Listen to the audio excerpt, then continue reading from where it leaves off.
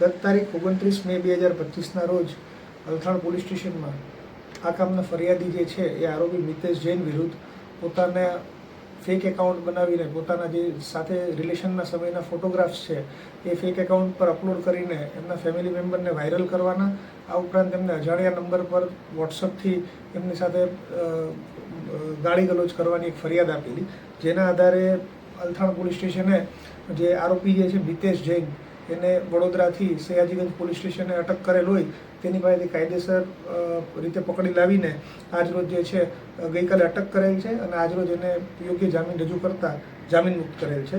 Althan police સ્ટેશનમાં ફરિયાદીએ BNSની કલમ 78(2), 351(3), 352 અને 356(2) મુજબ ગુનો દાખલ કરાવેલ છે. આ ઉપરાંત IT એક્ટની કલમ 66E, 67 અને 67A મુજબ ગુનો દાખલ થયેલ છે. હાલ જે છે તપાસ ચાલુ છે.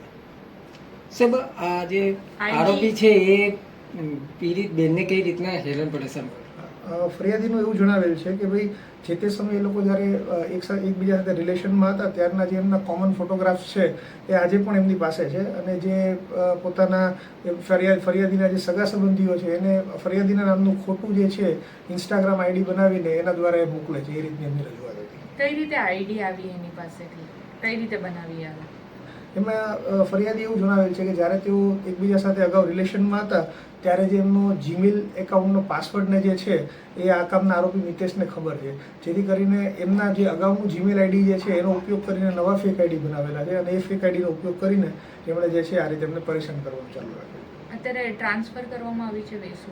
જી, જે અગાઉ એક વેસુ પોલીસ સ્ટેશનમાં કાર સળગાવવાનો ગુનો નોંધાયેલો છે એમાં પણ જે સહ આરોપી જે છે એમને એમના નામ બાબતે ઉલ્લેખ કરેલ છે, જેથી અમે હાલ જે છે આરોપીને વેસુ પોલીસ સ્ટેશન ખાતે ટ્રાન્સફર કરી નાખેલ છે.